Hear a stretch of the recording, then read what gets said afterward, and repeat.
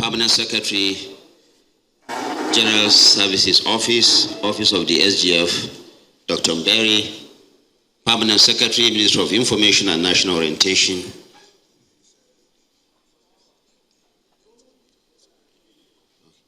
well, I've been asked to relocate back to my seat because all the microphones, I'm told, are on the other side. So please pardon me for that.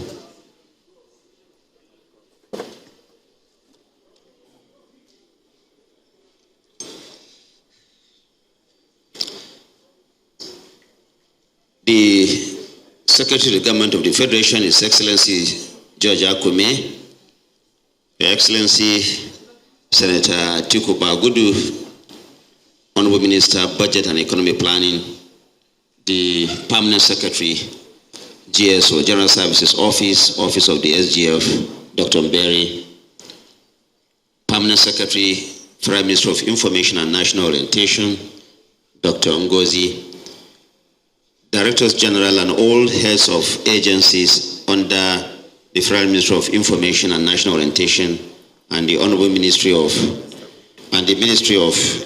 Economic Planning, Budget and Economic Planning. Let me say that this press briefing is actually designed to set the tone for the sectoral briefings that we are going to be having from tomorrow. Initially, we wanted to have them happening today, but we have now realigned them for better efficiency to begin from tomorrow. From tomorrow, we're going to have ministers coming here to discuss what they are doing in their various ministries consistent with the policy of President Bola Ahmed Tinubu. Let me also say that consistent again with the general principle and the policy of the President Bola Ahmed Tinubu, the anniversary, that the 1-year anniversary holding is going to be one that is low-keyed. And that is why emphasis is going to be placed only on sectoral briefings. There will be no ceremonies heralding the 1 year in office of the President. We're going to have sectoral briefings by the various ministers, and this is consistent with the policy of President Bola Ahmed Tinubu to improve efficiency and ensure that government expenditure is also kept for the good of the people. Now, today, the Secretary to the Government of the Federation will address this press conference. So my job now is to ensure that all that is happening. But let me say this.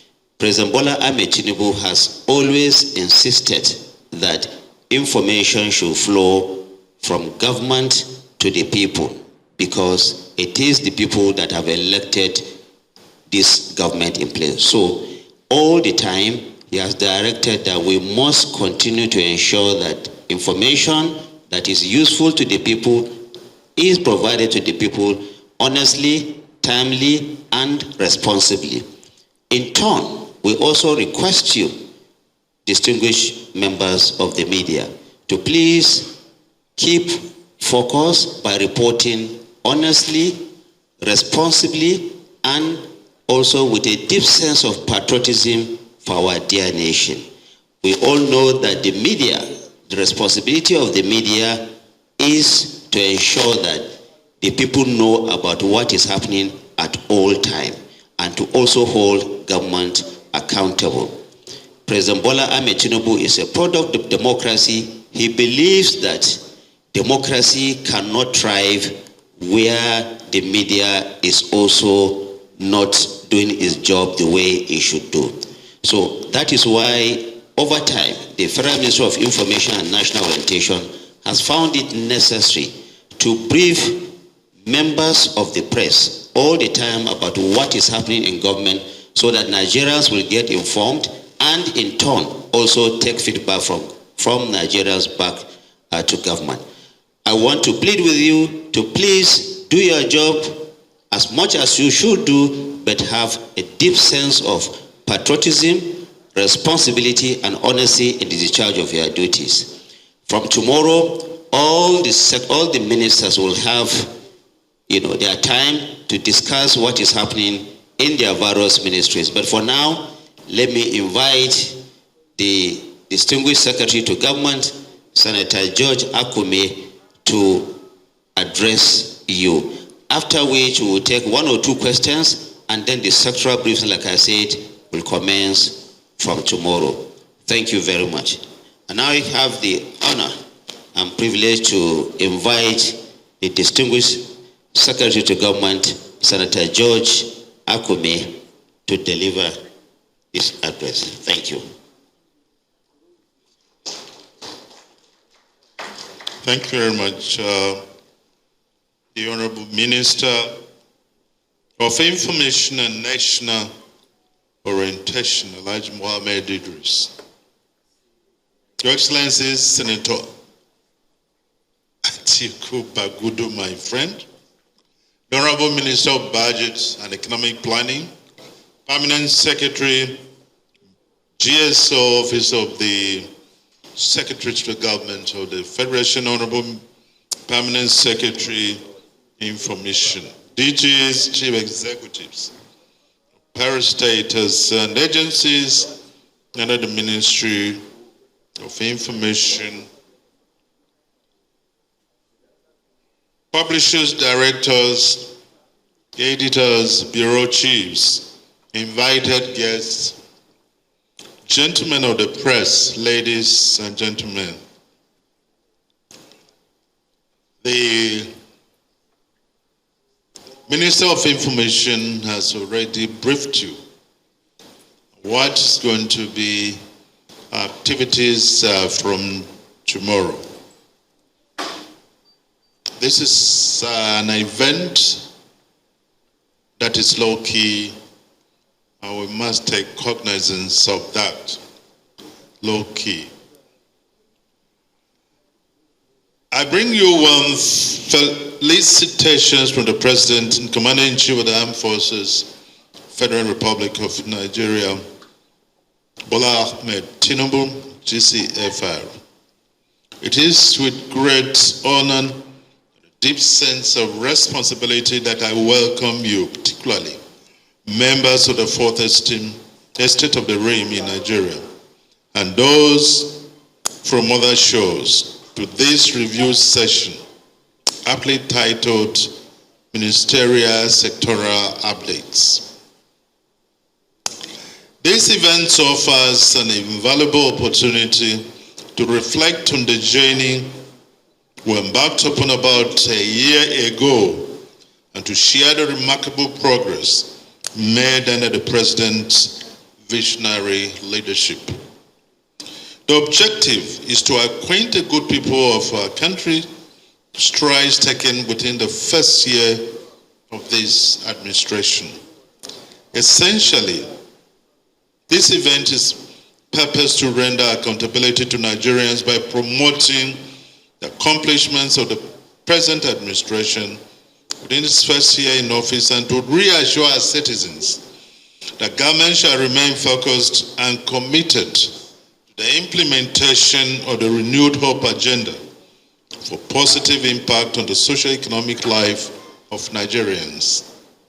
As you may recall, Mr. President had declared his unwavering commitment to, I quote, unleashing our country's full economic potential, focusing on job creation, access to capital for small and large businesses, inclusiveness, the rule of law, fight against hunger, poverty, and corruption for the good people of our country.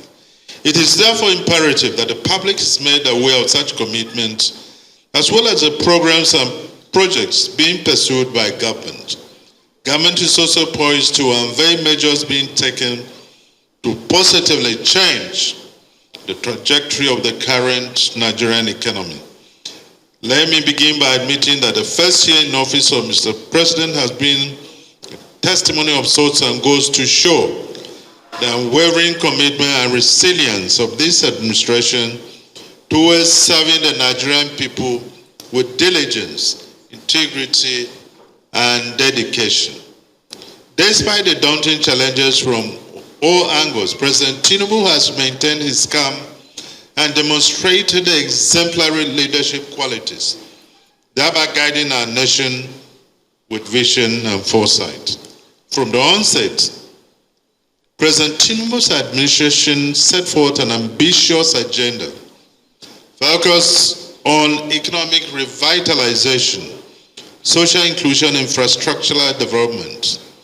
Government has implemented significant economic reforms aimed at stabilizing our economy and fostering sustainable growth. Key among these is the introduction of policies that have attracted foreign investment, reduced inflation, and boosted job creation across various sectors. Mr. President's commitment to enhancing our nation's infrastructure is also evident in the completion and ongoing execution of numerous projects, notable among which are the extensive road networks, improved rail systems, and the modernization of our ports, which are vital for boosting trade and connectivity. In the same vein, recognizing the importance of human capital development, the present administration has made substantial investment in healthcare and education. The launch of new healthcare facilities and the upgrade of existing ones, along with reforms in our educational system, and of course, government's dedication to the well-being and future of our citizenry. More importantly, ensuring the safety and security of Nigerians remains a top priority of government. It has therefore strengthened our security apparatus, enhanced intelligence gathering, increased funding, and fosters greater collaboration among security agencies to address the multifaceted challenges of security across the country. This administration has also rolled out several social intervention programs aimed at alleviating poverty and empowering the vulnerable segments of our society. These initiatives have provided financial assistance, skill acquisition opportunities, and improved access to essential services. These are things you'll be listening to with effect from tomorrow. I make bold to say that Nigeria under the present leadership has witnessed significant policy strides in various sectors, including but not limited to the presidential assent to the 2023 electricity bill, a move that dismantled monopolistic control over electricity generation, transmission, and distribution at the national and granted authority to state governments, corporations, and individuals to generate, distribute, and transmit electricity, thus decentralizing the power sector. Assent to the Nigeria Data Protection Bill 2023 that established a legal framework for safeguarding personal information and promoting data protection practices in Nigeria, and the challenging but very necessary removal of fuel subsidy, a long-standing policy notorious for fostering inefficiency and imposing significant fiscal strain on the government annually, and primarily benefiting the affluent and smugglers rather than effectively aiding the general public. It is up to say that under President Tinubu's stewardship, his first year in office witnessed significant strides in various sectors of the economy through prudent fiscal policies and strategic investments. The Nigerian economy has shown resilience and growth. The administration's focus on infrastructure development, job creation, and economic diversification has laid a foundation for sustainable progress and prosperity for all Nigerians. Furthermore, government's commitment to governance and the rule of law has strengthened our democratic institutions. and enhance transparency and accountability in governance.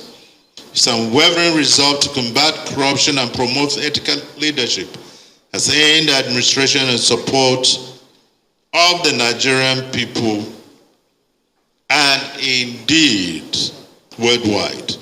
Distinguished ladies and gentlemen, we are therefore gathered here today to bring to the populace a report of stewardship within the year, including the challenges encountered and implementable solutions engendered to upgrade the prospects of actualizing renewed hope agenda. It is, however, instructive to note that the act of nation building is not for the government alone. It is a collective responsibility and commitment by all Nigerians to ensure the existence of a stronger and more prosperous Nigeria. Let us therefore rededicate ourselves to the ideas of unity, peace, and progress by working together towards realizing the full potential of our great nation. In conclusion, I would like to extend our gratitude to His Excellency for his leadership, courage, and vision. I would also like to thank our distinguished guests and partners, local and abroad in progress, for their unwavering support and collaboration. Together, let us continue to strive for a better future for Nigeria and its people. Thank you for listening, and God bless the Federal Republic of Nigeria.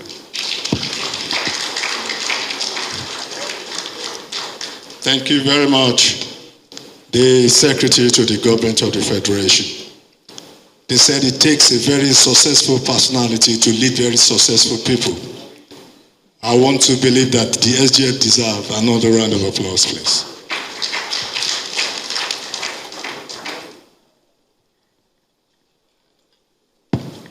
Just as the SGF was actually giving that very constructive address, the Honorable Minister of State, FCT, just walked in. I want to welcome Dr. Maria Mahmoud Bonkure. I welcome you. Thank you for coming. Let me use this opportunity to recognize the Managing Director, News Agency of Nigeria, Malam Ali M. Ali. I welcome you. Thank you for coming. Quickly, very distinguished ladies and gentlemen, we are moving into the question and answer segment. Like I said from the onset, when you are recognized to speak, you tell us your name, the media organization you are representing. Please restrict your questions or your comments to the issues addressed by the SGF in this presentation. We will appreciate if you are decent enough in the use of language. Thank you. Let me just interject here. Like I said earlier, and that is like also the SGF reiterated, the actual briefings you'll be getting from the ministers will be tomorrow. So starting tomorrow, actually, tomorrow and the day after. So you will have the opportunity to hear in some detail activities and programs of these various ministries, that have been sectorized into 8 priority areas, also in line with the President's vision of his focus in these 8 key areas. So I'm just suggesting that you may have general questions to ask now, but the actual questions on these various ministries will be as from tomorrow when you actually hear from the ministers. Thank you. Honorable Minister, at this juncture, I want to declare the floor open. Like you said, I think they may not have any questions now.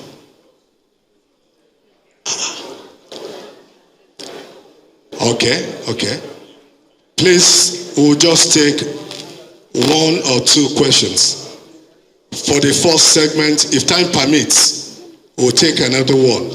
Let me start from this side. None? Fine. From this side? Okay, 1, 2. Please give the microphone to this man here first. Thank you, for the opportunity. Your Excellency, my name is Emeka Wampa. I publish a magazine called Nigerian Spokesman. Congratulations for the 1-year anniversary, which is low-key. Your Excellency, I have an observation.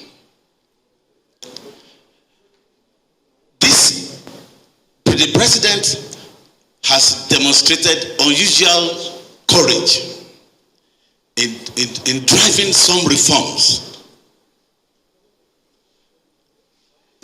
Your Excellency, sir,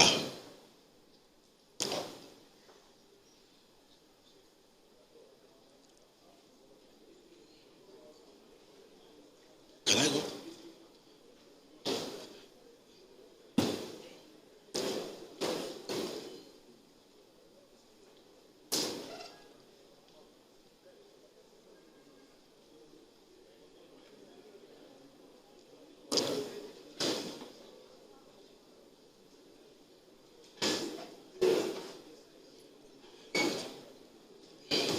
Please go ahead. Okay, Your Excellency, sir, permit me to do a little PR for the government by adding, sir, that under this government, our states, that's the subnationals, have received more allocations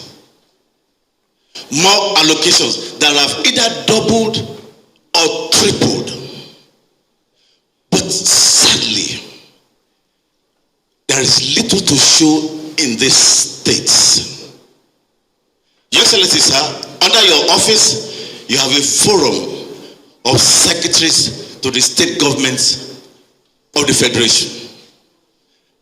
And I will expect, sir, that this government will want or would like to drive some of its reforms even down to the states, where the bulk of Nigeria's 200 million population reside. Sir, will this administration, as we cross to the second year of the mandate, would this administration like to lead that process, bearing in mind, sir, that 6 weeks ago, the Senate, where you have many governors, including the way governors are so people in this administration, the Senate asked that the Mr. President should convene a national dialogue on local government autonomy so that we can have growth and development in the states. I thank you very much, sir. The lady at the center, please.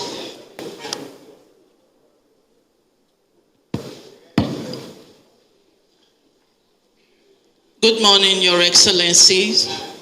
Good morning, colleagues. I am Princess Ilpi Ajde of the Anambra Broadcasting Service. SGF, sir, during your presentation, you gave a very, very wonderful outlook. You made it, in fact, we have achieved a lot in Nigeria, including security, poverty elimination, and all that. But I'm worried, sir, because there seems to be a misinformation, because there in the field where we interact with the people, we don't get the same story. It's a different story all the same. The people are hungry, the people are sad, and I don't think they will toe the same line with you. That's why I'm standing to ask, what is this government doing? Because it shows there is a dire need for counter of misinformation. So what is this administration doing to ensure that we counter misinformation, so that we'll have a more informed society where the people can air their views? Thank you. We'll take one more. Okay, let's take one from the other end, please. That's the last one for today. You as a press person are here.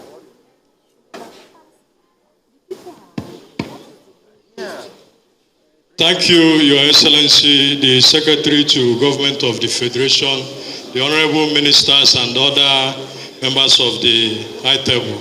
Please, I am Akweke Francis Okoye. I am coming from the social media platform where I control so many people. Your Excellency, yes, it's not only conventional media that should be talking. Those of us on the streets should equally talk, isn't it? Right. Yes, so I'm speaking from the social media platform.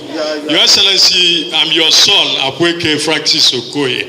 Please, I want to report here that this administration has done so much in the last 1 year. But most of the achievement of this administration has been underreported.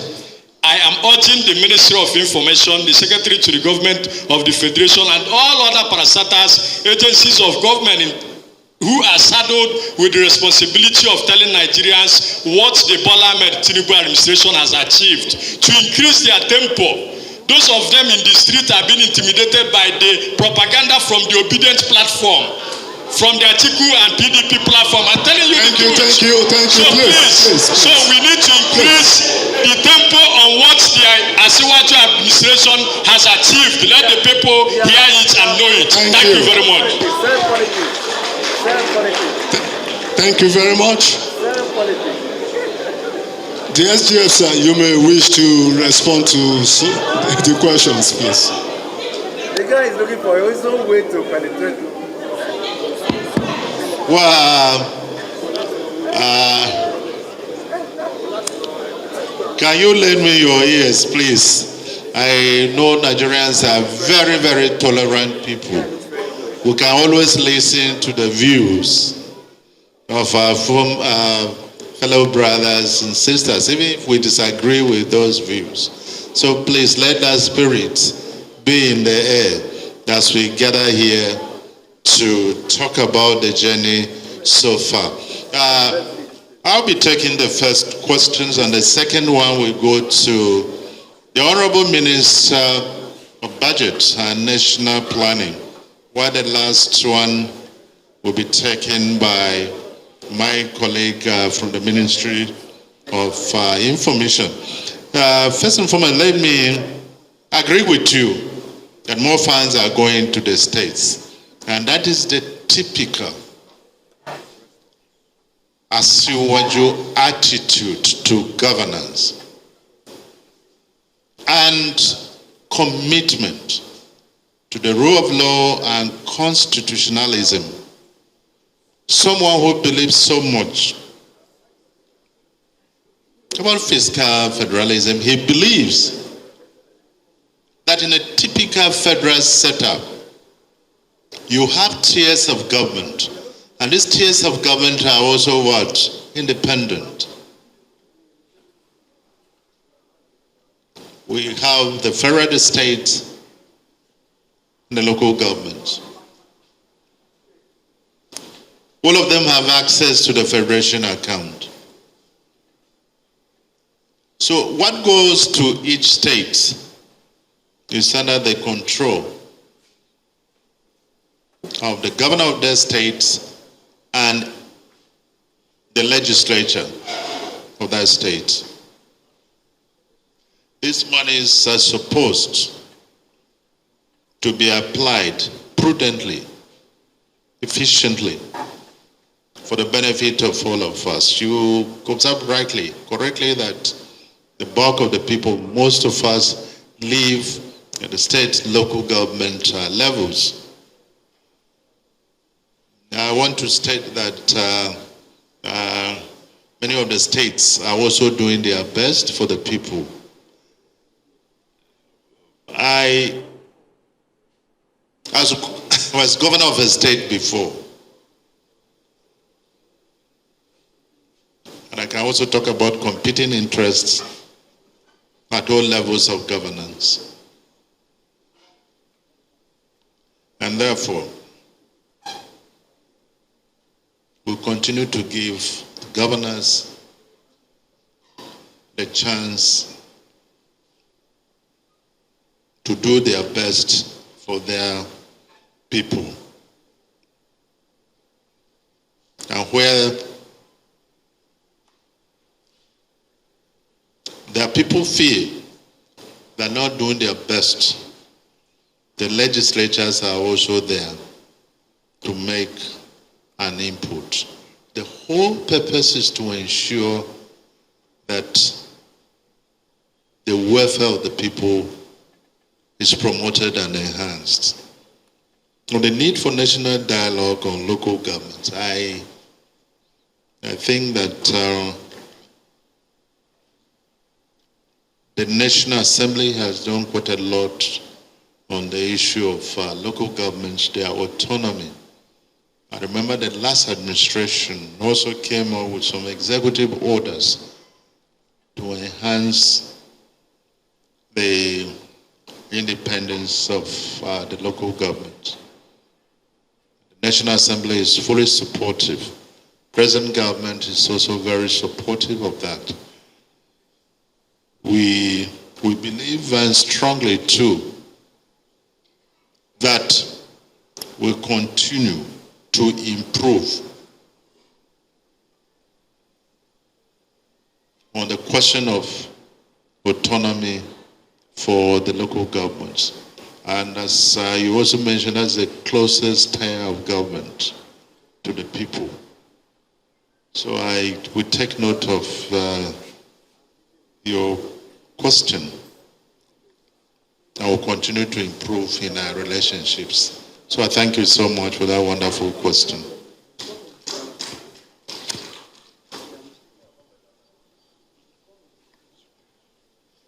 Thank you, the SGF, honorable ministers, distinguished participants at this ministerial press briefing. Good morning.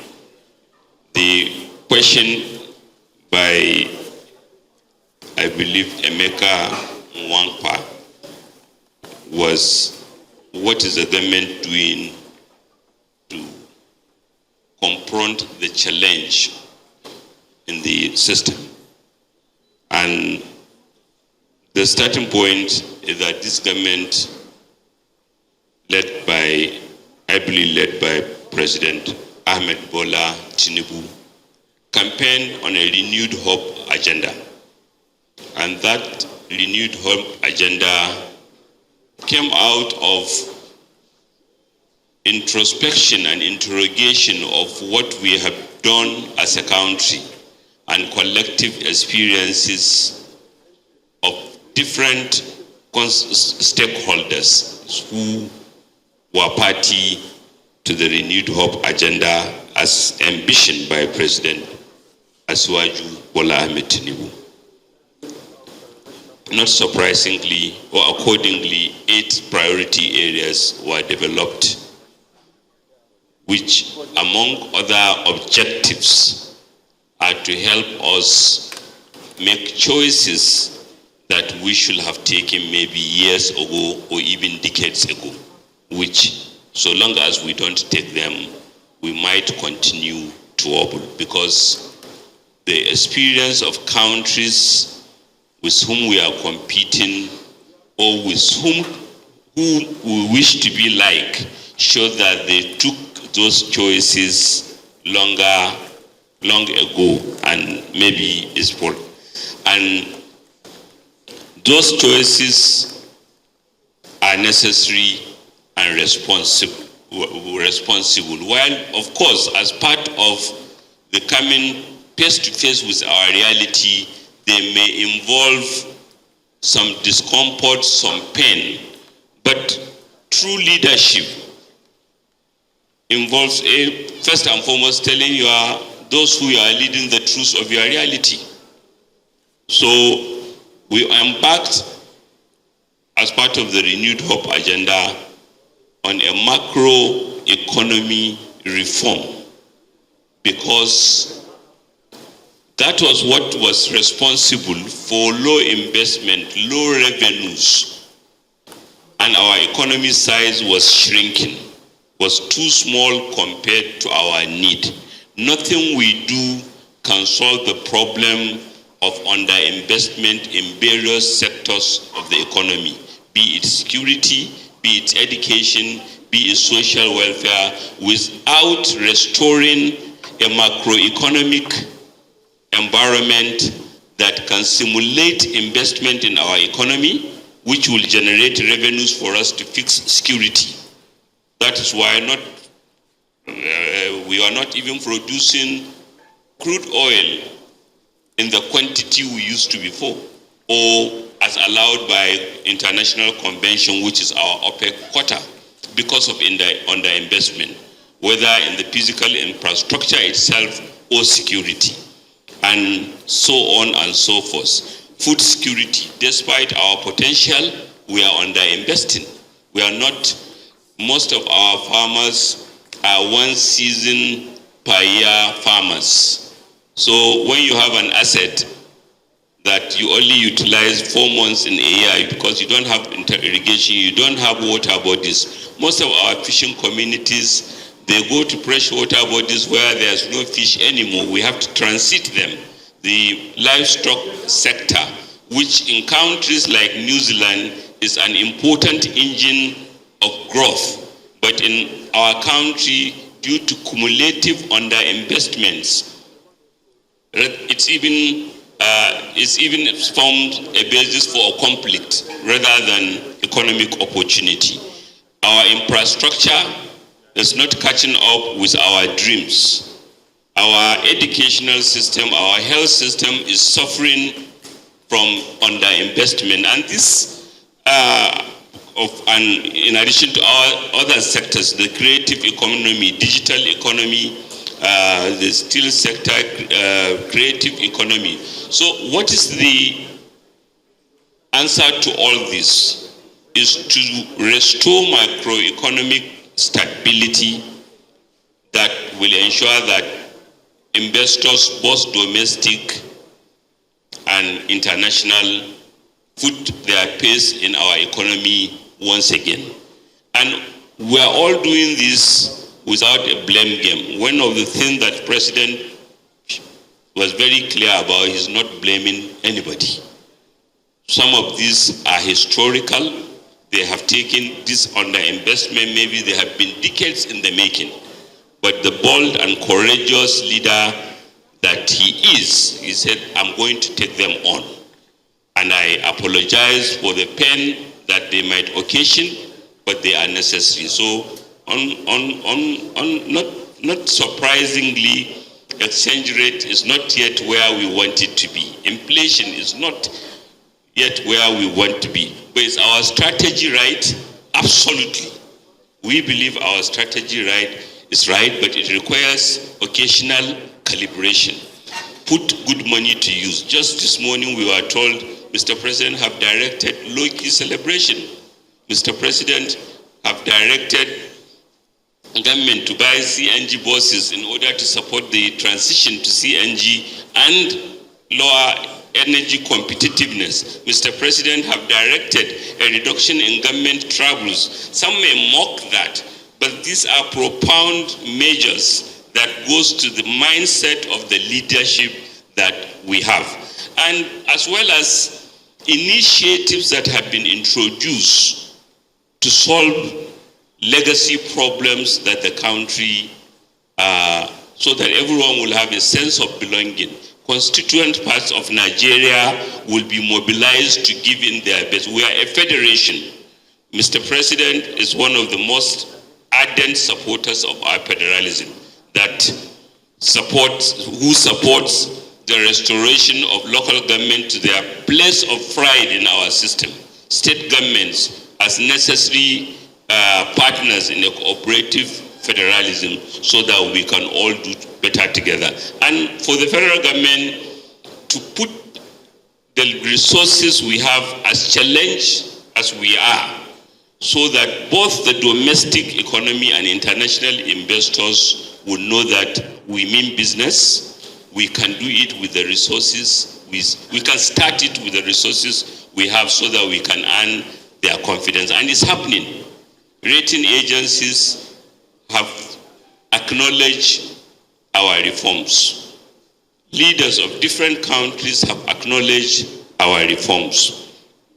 The 3 budgets Mr. President had participated in, the first, the 819 billion naira budget which he inherited, which was even passed into law before he came, he renegotiated with the National Assembly. He said, I want 500 billion to fund intervention that will support the vulnerable population who might be affected by the reform measures.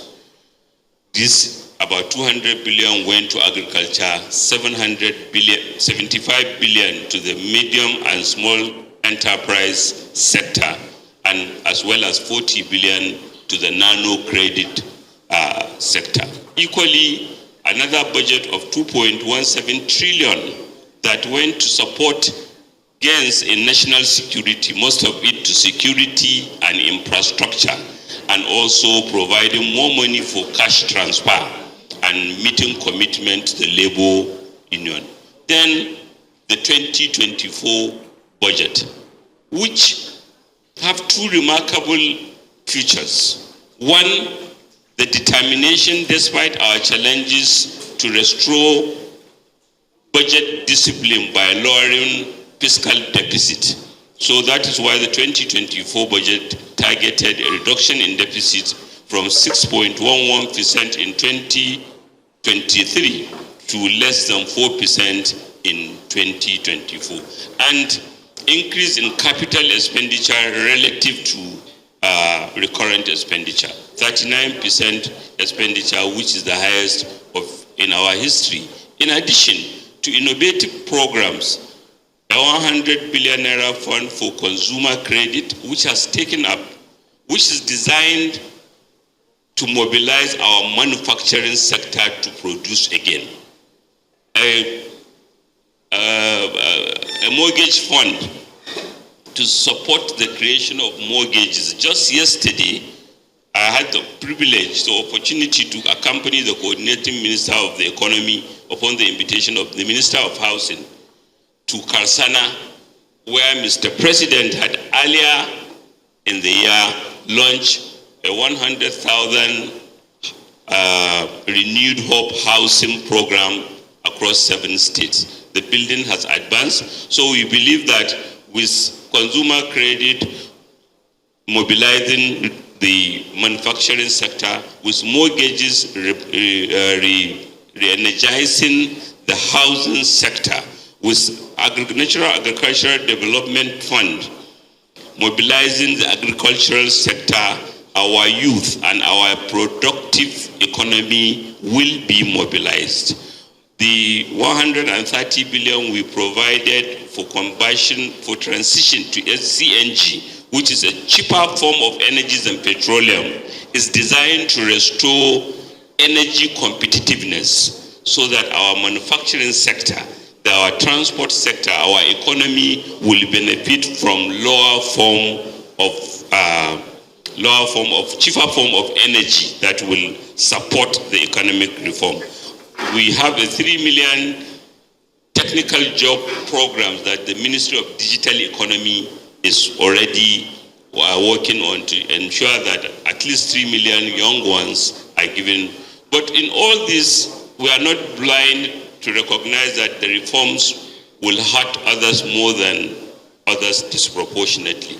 And that is why, among other measures, Mr. President directed a wholesale review of the social investment program so that it can be made to work better for the wider economy. And food interventions, fertilizer intervention, financial resource interventions are taking place. And all these are taking place when security improvements from places in Borno, in Imo, in Kaduna states, in Taraba, in North Central, are making it possible for people to, the resilience of our people to be on displays. Economic activity is resuming in most of these places. I hope I didn't overstay my welcome. Thank you Thank you very much, the Budget and Planning Minister. That is from the planning man. But please, come back tomorrow in larger numbers. The dish is going to be richer than what you have seen today. Thank you, Your Excellency. Over to the Minister of Information. Well, we have said that the deeper sectoral briefings will be from tomorrow. So I will make this one very short, just to answer the question from the lady from Anambra Broadcasting Service. And I think that is also tied to what the man from the social media, Francis Okoye, also talked about. She talked about the issue of countering misinformation in our land. This is really a very big issue for all of us. I have said it consistently that misinformation is actually a very big cancer that, if care is not taken, can lead to breakdown of law and order and anarchy in this country. Now recall that democracy cannot go without media freedom, cannot go without press freedom.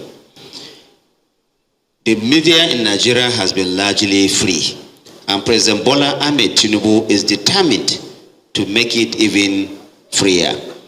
But like I keep saying, freedom that the media enjoys also carries with it responsibility.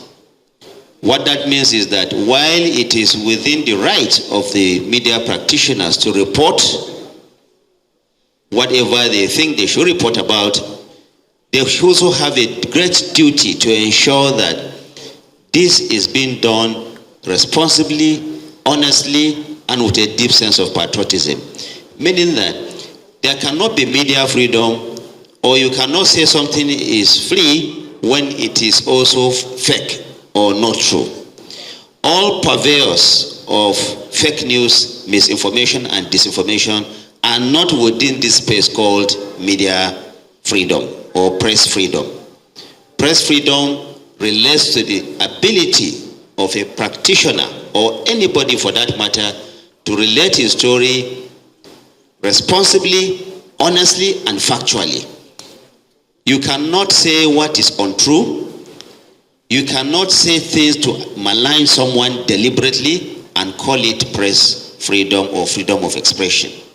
So while government is determined to ensure that the media continues to enjoy its freedom to do its job, it is also pertinent on practitioners within this space to ensure that they also uphold the highest standards of professionalism. And like I always say, it is us, the practitioners in this space, who have the greater duty to clean up this space by ensuring that anybody who is coming to practice within this space is also doing that responsibly. Otherwise, the media will be the greatest victim of misinformation, will be the greatest victim of fake news, disinformation, and all that. So I agree with you that yes, some people use the so-called media freedom to also spread misinformation. And your question is, how do we do that? How do we counter that as a government? It is not just a government's responsibility. It is a responsibility for all of us. Government, the media practitioners, individuals, the bloggers, those in the social media space. Social media has come to stay with us. Nobody can do anything about that. The social media has come to stay. And the issue of misinformation and fake news is not just a Nigerian phenomenon. It is a problem the world over. It is not only Nigeria that is suffering it. But we have to ensure that we come together to clean up this space so that Nigeria can reach the desired prosperity. You cannot develop in an atmosphere that is toxic, in an atmosphere where someone just relates what he thinks he wants to relate. You can't just pick up your laptop or your handset and just say whatever you want to say and say that you are practicing freedom of expression. That is irresponsibility. Whatever you say, no matter how distasteful it may be, let it be factual, let it be honest, let it also be verifiable. And I think that all of us will need to come together. This is not a job for government alone to do. And I'm happy that all over the world, there seems to be this problem, by their various regulatory agencies on trying to figure out how best to deal with this menace called fake news or misinformation. The UNESCO standard that is being unveiled now will hopefully provide that blueprint for all of us to operate within, so that nobody is seen to be gagged, nobody's views appears to be stifled. The media will continue to enjoy its freedom, but will also ensure that whatever we do is in the best interest of our country. And remember, we have this country to keep. We must report responsibly and patriotically for all of us to continue to live in this country in a way and manner that we all desire. This is my answer to this. And what I keep saying is that it's not just for government to do. It is for all of us to come together and, pursue, so that we will have a better society. Thank you very much. And I think with this, from tomorrow, like I said, and like the SGF has just mentioned, the bigger dish will be served as from tomorrow. So when you come here and you listen to the various ministers, you have the opportunity to ask them questions on what you think they have done or have not done, so that all of us will have, will be better informed about what is going around in our country. So I want to maybe thank you, because the day is already spent. I want to thank you for having this, and then over to you, the MC, so that we can round this up and then reconvene here at 11 a.m., 9 a.m. tomorrow. 9 a.m. We're going to have about a couple of ministers are coming to discuss, and they have been broken down into sectors, like I have said. You hear them out. Each of the ministers will have at least 20 minutes to talk about what he's doing in his ministry, and then at the end of the day, you have opportunity to also ask questions, and then we continue the day after. Thank you for this patriotic job that you are doing, and we hope that you will continue to do that in the interest of our country. Well, thank you very much, Your Excellency, my colleague, the Minister. Over to you, MC. Thank you. As you have said, before we bring this World Press Conference to a close, I would like to quickly recognize the head of the Civil Service of the FCT, Dr. Udo Samuel Atang. You're welcome. Thank you for coming. Also with us, the Director General and CEO, Michael Imodi National Institute of Labor Studies, Comrade Issa Aremo, MNI. You are welcome. Information, they say, is power. Correct information brings clear thinking. And clear thinking helps people to make sound judgment. Very distinguished ladies and gentlemen, we've been able to share very useful information. Thank you so much. This is the much we can take for today. See you tomorrow by 9 o'clock. Thank you very much. May we please rise as we take the national anthem, please.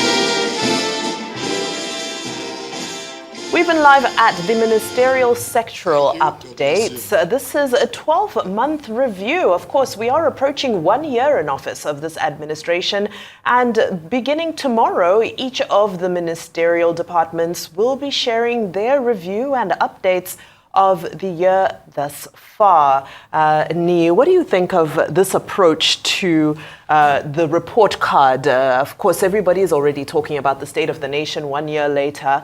But now we get to hear from each of the ministers who, when they were brought into office, when they were appointed, we were promised that they would give reviews and that they would be accountable and that they would be hiring and firing if there was a need. So I think this is a great way for public to also, Actually, get Bimba, an it is a great way. It's one thing to have a report, but the reality on ground seems to be the main gauge of that report. Whatever report you give, you might want to score yourself high, but if it's not in reflection to how the people are being impacted positively, then you might need to go back and do do some more homework, as it were. So you want more than a report. We want to see action. Yes, action is better than words.